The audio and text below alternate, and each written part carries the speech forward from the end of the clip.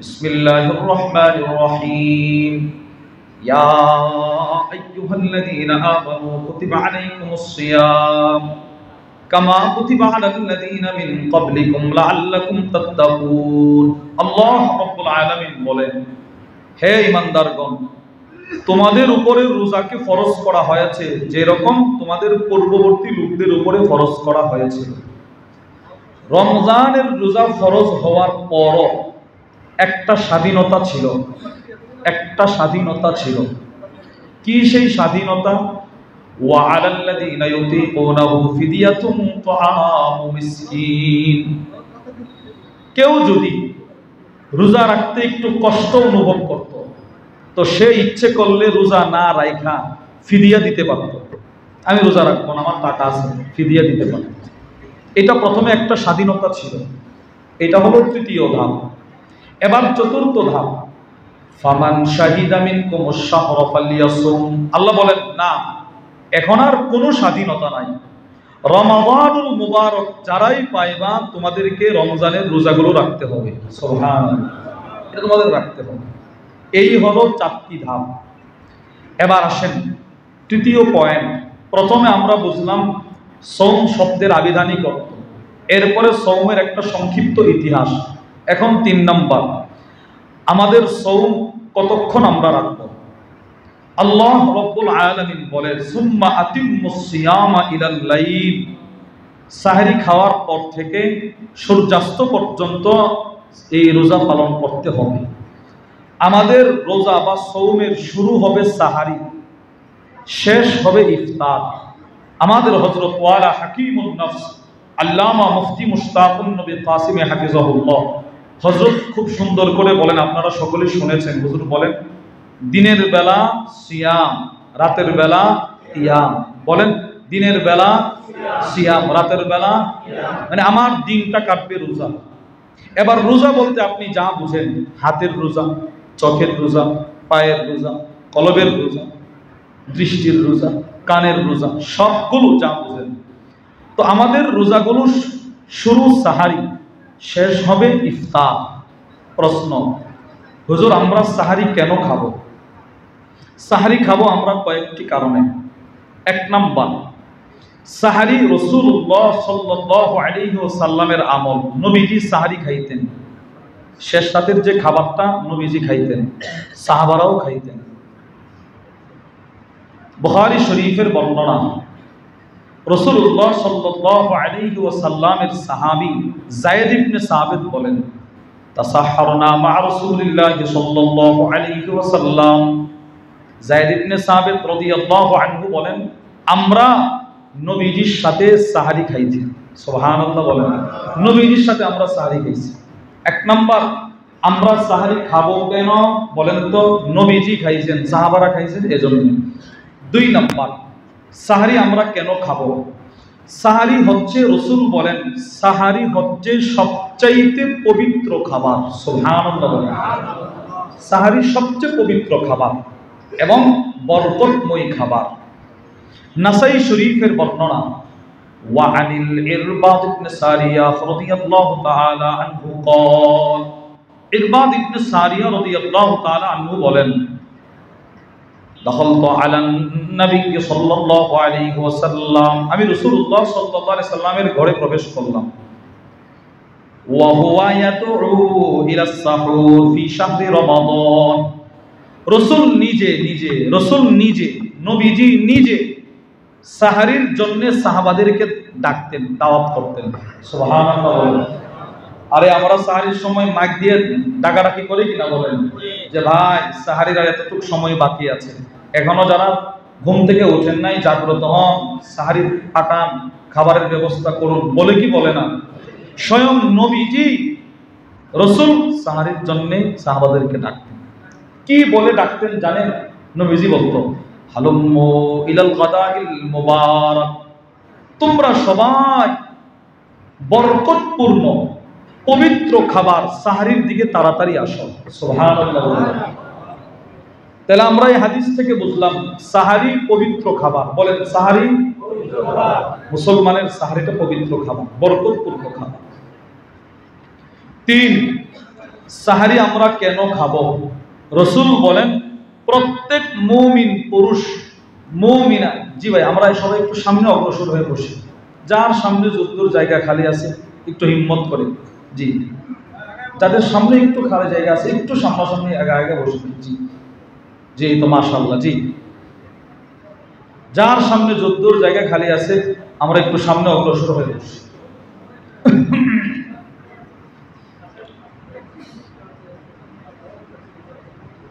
এই তো মাশাআল্লাহ, জি। তো 3 নম্বর, সাহারির মধ্যে আছে বরকত। পুরুষ মহিলা যারাই সাহারি খাবে এদের সাহারির মধ্যে আছে বরকত। বলেন সাহারির মধ্যে কি আছে? নবীজি নিজে বলছেন, মুসলিম শরীফের বর্ণনা। وعن أنس بن مالك رضي الله تعالى عنه قال, আনাস ইবনে মালিক রাদিয়াল্লাহু তাআলা আনহু থেকে বর্ণিত, তিনি বলেন قال رسول الله صلى الله عليه وسلم, আল্লাহর রাসূল বলেন তাসাহহারু, তোমরা সাহারি খাও, ফাইন্না ফিস সুহুরি বারাকা, কেন না সাহারির মধ্যে শুধুই বরকত, শুধুই বরকত, শুধুই বরকত, শুধু বরকত। সহিহুল জামির বর্ণনা, রাসূল বলেন 3টা জায়গায় শুধু বরকত। বলেন কয় জায়গায়?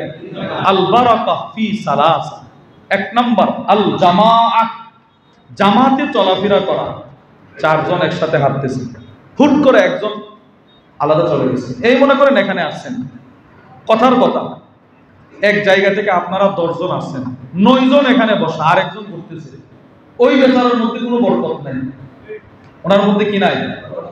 আমাদের হযরত কিন্তু বিষয়টা খুব খেয়াল করে, আপনারা অবশ্যই বুঝতেছেন, আজকে সকালেও বলছি, আমার এখানে আসার উদ্দেশ্যই হচ্ছে আমি আমার কথা বলতেছি যে এখান থেকে কিছু খোরাক নেওয়ার জন্য আমরা আসি।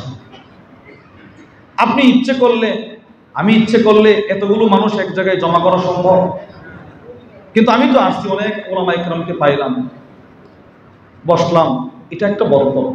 এইটা ছেড়ে আমি ওখানে ঘুরতেছি, টুপির দোকানে ঘুরতেছি, মেসওয়াকের দোকানে ঘুরে, আদরের কেনার জন্য ঘুরতে ঘুরতে ওনার 2 ঘন্টা শেষ। বলেন ওনার মধ্যে কোনো বরকত আছে? নাই। রাসূল বলেন জামাতের মধ্যে বরকত। 2 ওয়াসারিদ, আরবের একটা প্রাচীন খাবার ছিল, গোশত আর রুটি ভিজায় ভিজায়, রুটির টুকরা করে করে একসাথে খাবার খায়, সারিদ, ওইটার মধ্যে বরকত। 3 ওয়াসসুহু, সাহরির মধ্যে বরকত। এবার প্রশ্ন, হুজুর সাহরির মধ্যে কি বরকতটা কি? কি সেই বরকত? সহিহ ইবনে হিব্বানের বর্ণনায় আছে, ক্বালা রাসূলুল্লাহ সাল্লাল্লাহু আলাইহি ওয়াসাল্লাম, আল্লাহর রাসূল বলেন ইন্নাল্লাহা ওয়া মালাইকাতাহু ইউসাল্লুনা আলাল মুতাসাহহিরিন, কিয়ামত পর্যন্ত যেই পুরুষ, যেই মহিলা, যেই মুমিন পুরুষ, যেই মুমিনা নারী নিজের সাহারিটা খাওয়ার জন্য, যখনই কোন পুরুষ মহিলা সাহারি খাওয়ার জন্য লুকমাটার ধরে, লুকমাটা নিজের মুখের দিকে উঠায়, আল্লাহর রাসূল বলেন ওই সাহারি খাওয়ানেওয়ালা পুরুষ মহিলার জন্য আল্লাহর রহমতের সবগুলো দরজা আল্লাহ খুলে দেন। সবগুলো দরজা রহমতের বাড়ি দ্বারা বর্ষণ তার উপর, যিনি সাহারি খাইতেছেন তার। আর কি? 7 আকাশে যত ফেরেশতা, 7 জমিনে যত ফেরেশতা, আরশের চতুর্পাশে যত ফেরেশতা, সবাই একসাথে ওই যিনি সাহারি খাইতেছেন তার জন্য মাগফিরাতের দোয়া করতে থাকে। কি বরকত এটা, বলেন না বরকতটা কি রাখছে আল্লাহ?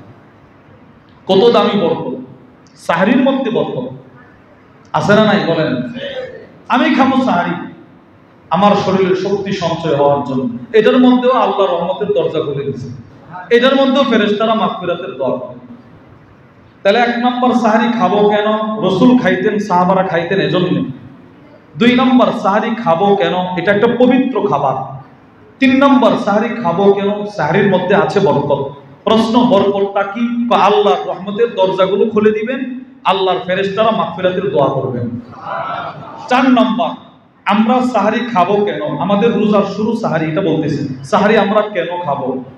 আমাদের রোজাকে খ্রিস্টানদের রোজা থেকে পার্থক্য করার জন্য নবীজি বলছেন মাজমাউস যাওয়াইদ ওয়া মানবাউল ফাওয়াইদ, ওই কিতাবের মধ্যে নিয়ে আসছে।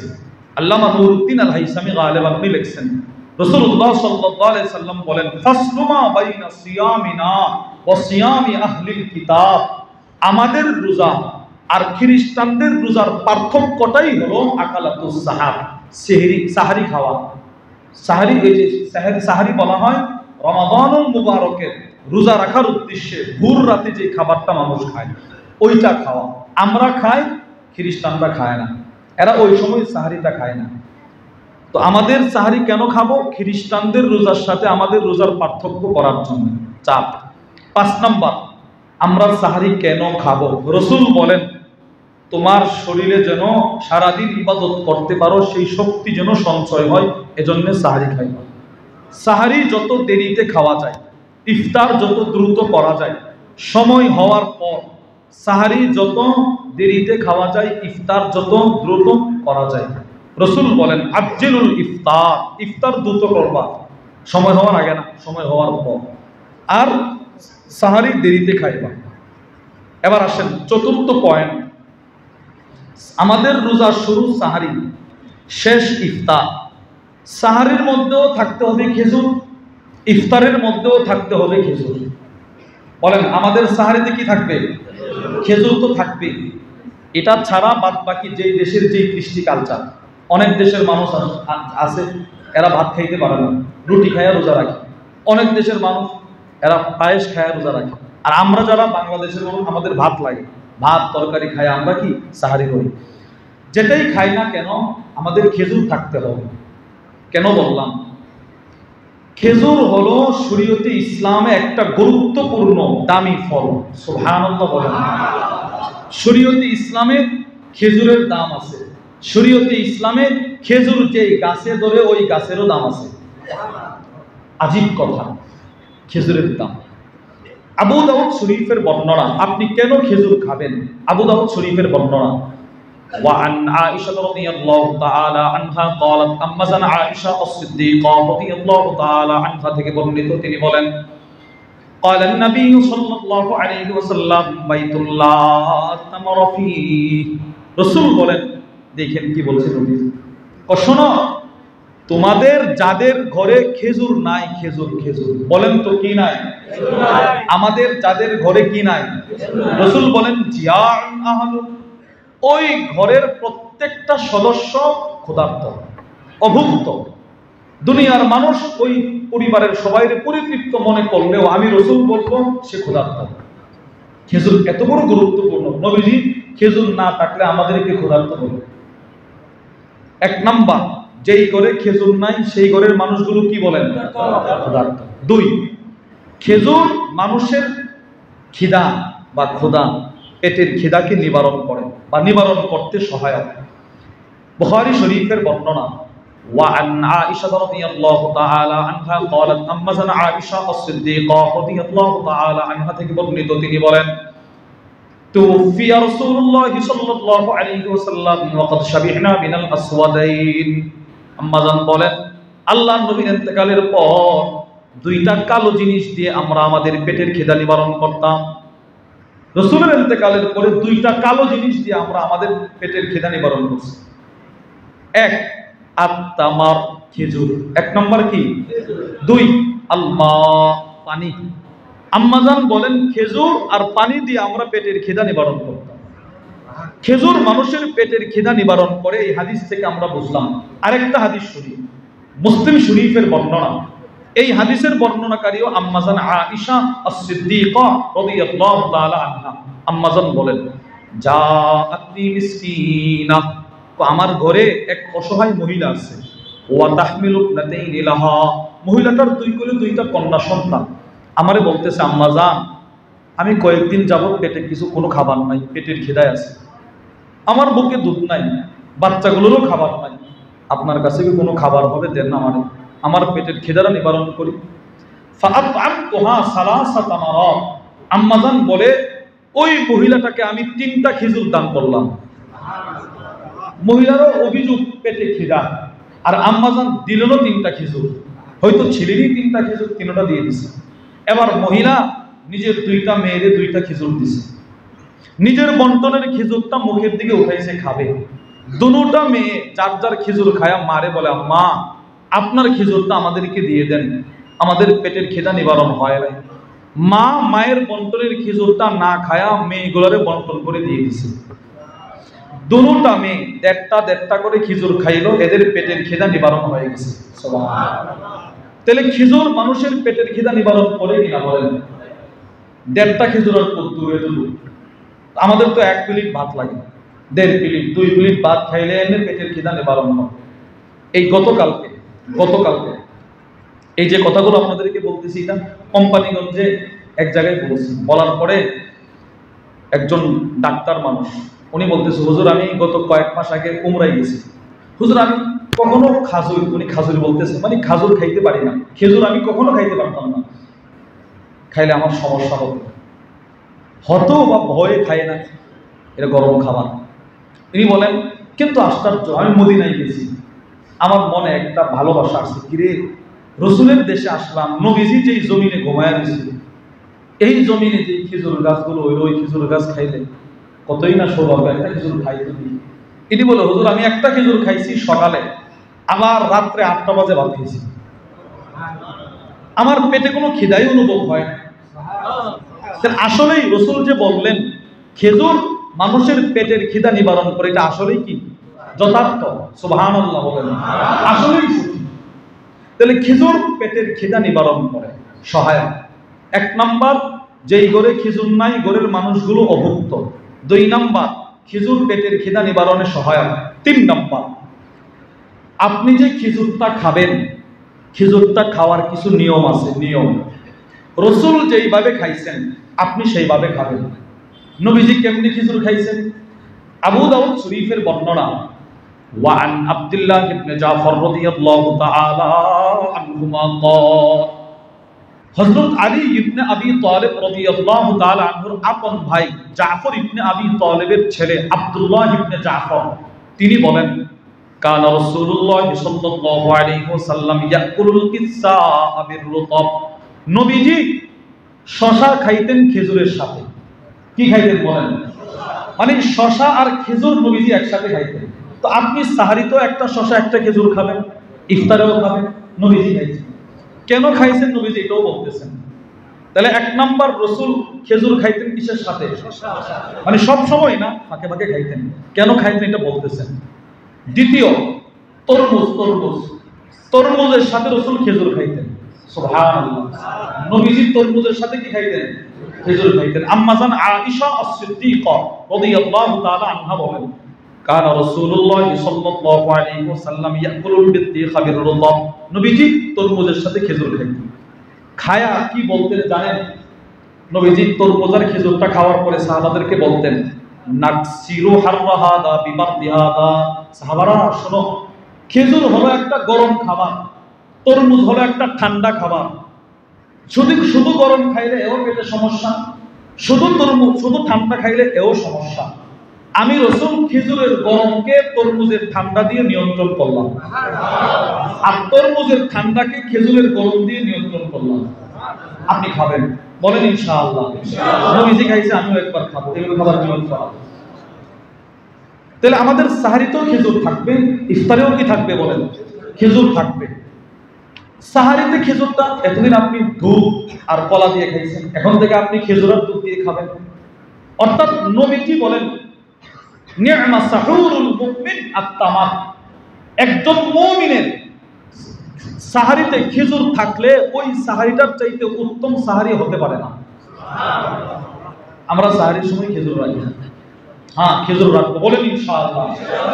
সাহারিতেও থাকবে কি খেজুর, ইফতারেও থাকবে। নবীজি ইফতার করতেন, রাসূল মানে ইফতারের সময় খেজুর না খায়া কিছু খাইতেন না। আম্মাজান বলেন, আল্লাহর রাসূল কানা রাসূলুল্লাহ সাল্লাল্লাহু আলাইহি ওয়াসাল্লাম, নবীজি কয়েকটা খেজুর খাইতেন। ক্বাবলা আইয়ুসাল্লি, মাগরিব পড়ার আগে তাজা খেজুর, তাজা রুতাবা, তাজা খেজুর খাইতেন। তাজা খেজুর না থাকলে ফাইল্লাম তাকুন রুতাবাত ফাতুমাইরা, শুকনা খেজুর খাইতেন। যদি খেজুর একদম নাই, আসা হাসাওয়াতিন মিম্মা, কিছু একদম পানি রাসূল পান করতেন। তাহলে প্রথম ছিল রাসূলের ইফতার খেজুর। প্রথম কি ছিল বলেন? খেজুর। তাহলে আমরা কয়েকটা কথা শুনলাম। এবার আসেন নবীজি দেখেন কত সতর্ক রাসূল, কত সতর্ক। আল্লাহর রাসূল বললেন, এত এত খেজুরের গুণগান গাইলাম, তুমি খেজুরটা কিনাই মুখে দিও না। রাসূল বলে, খেজুর খাওয়ার পূর্বে খেজুরটারে ছিঁড়তে হবে, ভেতরে চেক করতে হবে পোকামাকড় আছে না নাই। সুবহানাল্লাহ বলেন। নবীজি এগুলো করতেন। আবু দাউদ শরীফের বর্ণনা, উতিয়ান নবী সাল্লাল্লাহু আলাইহি ওয়াসাল্লাম বিতামরিন আতীক, রাসূলুল্লাহ সাল্লাল্লাহু আলাইহি ওয়াসাল্লামের কাছে পুরাতন কিছু খেজুর হাদিয়া আছে, খেজুর পুরাতন। ওয়াজাআলা ইউফাত্তিশুহু ওয়া ইখরিজুস সুসামিন, নবীজি খেজুরগুলো নিয়ে নিয়ে ছিঁড়তেছেন, দেখতেছেন, আর খেজুরের ভেতর থেকে পোকা, ছোট ছোট পোকা বের করতেছে। সুবহানাল্লাহ বলেন। এই নবীজি আমাদেরকে বুঝাইতে চাইলেন যে খেজুর পাইলেই না দেখা মুখে দিও না, তুমি ছিঁড়বা, দেখবা, এরপরে খাইবা। এবার সর্বশেষ খেজুর সম্পর্কে সর্বশেষ কথা, সেটি হলো যদি পারেন আজওয়া খেজুরটা খাবেন। বলেন, যদি পারেন কোন খেজুরটা? সামর্থ্য থাকলে আজওয়া খেজুরটা খাওয়া। কেন? মুসলিম শরীফের বর্ণনা, আল্লাহর রাসূল বলেন, আল আজওয়া মিনাল জান্নাহ, আজওয়া খেজুরটা সরাসরি জান্নাতি খাবার, জান্নাতের ফল। যদি পারেন এটা খাবেন, যদি পারেন না, যদি আপনি খাইতে পারেন, যদি খাইতে পারেন, কিনতে পারেন, তো চেষ্টা করবেন প্রত্যেক সাহারিতে 7টা খাওয়ার জন্য। কয়টা? 7টা আজওয়া খাইতে চেষ্টা করবেন, 7টা। কেন? মুসলিম শরীফের বর্ণনা, আল্লাহর রাসূল বলেন, আমার কোন উম্মত মান তাসাব্বাহা বিসাবঈ তামারাত আজওয়াতান, আমার কোন উম্মত যদি প্রতিদিন সকালে 7টা আজওয়া খেজুর খাইতে পারে, লাম ইয়াদুররুহু যালিকাল ইয়াউম, আমি রাসূল বলে দিলাম ওই দিন বড় ধরনের কোন রোগ ব্যাধি তাকে আক্রমণ করবে না। তাহলে আমাদের সাহারিতেও থাকবে কি? বলেন, ইফতারেও কি থাকবে? হ্যাঁ, শুধু নিজে খেলে হবে না, যার সামর্থ্য নাই তার ব্যবস্থা করে দিবেন। আজওয়া পারেন আর যেটাই পারেন, যার সামর্থ্য নাই তারে একটু ব্যবস্থা করে দিবেন। অনেক মাদ্রাসা আছে, ছাত্ররা থাকে, মাদ্রাসায় কয়েক হাজার টাকার খেজুর, উন্নত মানের খেজুর দিয়ে দিলেন, যাদেরকে আল্লাহ সামর্থ্য দিচ্ছে। অসহায় লোক আছে আপনার প্রতিবেশী, এদেরকে ব্যবস্থা করে দিলেন। ভালো সাহারি খাইতে পারে না, ভালো ইফতার করতে পারে না, এমনও মানুষ আছে শুধু পানি পান করে করে রোজা ভাঙে, ইফতার করে। বলেন, আছে না? হ্যাঁ, নিজের উপার্জনের হালাল একটা অংশ এই রমজানে দান করবেন। হাম্মাদ ইবনে আবি সুলাইমান, ওনার ব্যাপারে লেখা আছে সিয়ারু আলামিন নুবালার মধ্যে, খুব গালেবান ওনার ব্যাপারে লেখা আছে, উনি রমজান ঢুকলে প্রত্যেক দিন তিনি 50 জনকে ইফতার করাইতেন আর 50 জনকে সাহরি খাওয়াইতেন প্রত্যেক দিন। এবার দেখেন আশ্চর্য কথা, ইমাম শামসুদ্দিন যাহাবি রাহিমাহুল্লাহ লিখেন, প্রতিদিন 50 জন, 100 জন, সাহারি 50, ইফতার 50। এবার রমজানের শেষ যেদিন, যেদিন ঈদের আগের দিন, যাদেরকে তিনি ইফতার সাহারি খাওয়াইছেন সকলকে তিনি ডাক দিতেন, ডাক দিয়ে আয়না শত শত দিরহাম এদেরকে হাদিয়া দিয়ে দিতেন। আপনিও নিয়ত করা যে আমার হালাল উপার্জনের একটা অংশ আমি রমজানে সাদাকা দান করব। বলেন ইনশাআল্লাহ। পার্শ্ববর্তী মাদ্রাসা হতে পারে, অথবা কোনো অসহায় মানুষ হতে পারে যার ইনকাম ভালো, সাধারণ গরিব মানুষ, খেটে খাওয়া মানুষ। আমি ওনারে 10,000 টাকা দিলে কমসে কম রমজানে ওনারে তো ডিউটি করা লাগবে না, অন্যের খেতে রোদের তাপে পড়ে পড়ে অন্যের খেতে কাজ করার প্রয়োজন তার হবে না। আমি তারে 10,000 টাকা দিলাম, 5,000 টাকা দিলাম। বহু মাদ্রাসা আছে, ছাত্র থাকে কিন্তু পর্যাপ্ত ইফতারের ব্যবস্থা হয় না, ওই মাদ্রাসায় আমি আমার হালাল উপার্জনের একটা অংশ পাঠায় দিলাম যে হুজুর নেন 20,000 টাকা, মাদ্রাসার ছাত্রদেরকে, অনেক মুতাকিফিন ইতিকাফে বসে, এদেরকে হুজুর একটু ইফতার করাবেন। এই নিয়তটা আমরা করতে পারি না ইনশাআল্লাহ? নিজের উপার্জন থেকে নিয়ত করা। তাহলে খেজুর সাহারিতেও থাকবে, খেজুর ইফতারেও থাকবে। এবার প্রশ্ন, হুজুর আপনি এত খেজুর খেজুর বলতেছেন কেন? কেন? খেজুরটা হলো যেই গাছ থেকে আসে ওই গাছটাকে রাসূল, খেজুর গাছকে নবীজি একজন মুমিনের সাথে তুলনা করেছেন।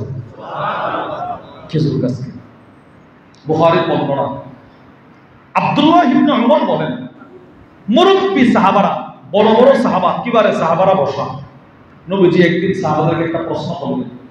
আল্লাহর রাসূল বলেন, মাসালুল মুমিন কামাসালি শাজারাতিল খাদরা, আল্লাহর রাসূল বলেন, শোনো, একটা সবুজ গাছ আছে, যেই গাছের সাদৃশ্য হলো মুমিনের মতো। সুবহানাল্লাহ বলেন। লা ইয়াসকুতু ওয়ারাকুহা, যেই গাছের পাতাগুলো পড়ে না, ঝরে যায় না। তোমরা কি বলতে পারবা ওটা কোন গাছ? সাহাবারা বলেন হিয়া শাজারাতু কাযা ওয়া কাযা। একজন বলে ওই গাছ, আরেকজন বলে ওই গাছ, আরেকজন বলে ওই গাছ। উনি বলেন না, হয় নাই, হয় নাই। আব্দুল্লাহ ইবনে ওমর বলেন আমার ওই সময় মনে মনে আসছে যে গাছটা খেজুর গাছ হবে। সুবহানাল্লাহ। কিন্তু মুরব্বিদের সামনে আমি কেমনে ওনাদেরকে বলে অতিক্রম করে গিয়ে বলবো ইয়া রাসূলুল্লাহ খেজুর গাছ? এই লজ্জায় ফাস্তাহইয়াইতু মিন, আমি এটাকে নিজেকে লজ্জাবোধ মনে করি, না এই কাজটা ঠিক হবে না। যেখানে মুরব্বিরা বসা ওখানে আমি পারলেও না বলা, বসে দিছি। আল্লাহর রাসূল কতক্ষণ পরে বলতে লাগলেন, কেউ তো বলতে পারলা না ইয়া নাখলা, সেটি হলো খেজুর গাছ। সুবহানাল্লাহ। মুমিনের মতো সাদৃশ্য খেজুর গাছ। এবার দেখেন রাসূল কেন খেজুর গাছকে মুমিনের সাথে সাদৃশ্য দিলেন? একজন মুমিন যেমন আল্লাহর ভালোবাসায় কাঁদে, রাসূলের ভালোবাসায় কাঁদে, একজন মুমিন যেমন রাসূল যা যা করতে বলেছেন সেগুলো করে, সেম সিফতগুলো খেজুর গাছের ভিতরে ছিল। হাদিসের কিতাব খুললে দেখা যায় কেন রাসূল বললেন খেজুর গাছ মুমিনের সাদৃশ্য। মুমিন যেমন রাসূলের ভালোবাসায় কাঁদে, কি বলেন, রওজার সামনে গেলে কারো স্বাভাবিক হালত থাকে, কারো বলেন না, রাসূল এখানে ঘুমায় আছে। নবীজির রওজার সামনে যাইতে পারা কত বড় খুশ নসিব আর সাআদাত। আল্লাহ আমাদের সকলকে যাওয়ার তৌফিক দান করেন, আমাদের পরিবার পরিজনকেও যাওয়ার তৌফিক দান করেন। আল্লাহর রাসূলের প্রেমে একটা খেজুর গাছ কাঁদছে। যেই খেজুর গাছের কান্না সাহাবারা শুনছে, সাহাবারা শুনছে। হাদিসটা তিরমিজিতে আছে, বুখারীর মধ্যেও আছে, নাসাঈর মধ্যে আছে, ইবনে মাজাহর মধ্যে আছে। আনাস ইবনে মালিক বলেন খতবা রাসূলুল্লাহ সাল্লাল্লাহু আলাইহি ওয়াসাল্লাম ইলা রিজকি জিজঈন, মসজিদে নববীর ভিতরে একটা মরা খেজুর গাছের কাণ্ড ছিল, মরা খেজুর গাছ। নবীজি খেজুর গাছটাই হেলান দিয়ে খুতবা দিতেন, খুতবা, নবীজি খুতবা দিতেন। ওয়াত্তাখাযু লাহু মিম্বারা, সাহাবারা বলে ইয়া রাসূলুল্লাহ ইসলামের বিজয় ধ্বনি চতুর্দিকে, আর আপনি এখনো আগের জমানা নিয়ে পড়ে আছেন, একটা মরা গাছে হেলান দিয়ে খুতবা দেন। আমরা আপনার জন্য একটা মিম্বর বানায় আনছি, সুন্দর মিম্বর। এই মিম্বরটা রাসূলের মসজিদে নববীতে স্থাপন করা হবে, রাখা হয়েছে। পরের জুমায় ফাখাতাবা আলাইহি, রাসূল ওই মিম্বরে উঠছে খুতবা দেওয়ার জন্য। নবীজি ওই মিম্বরে উঠলেন, খুতবা দিতেন।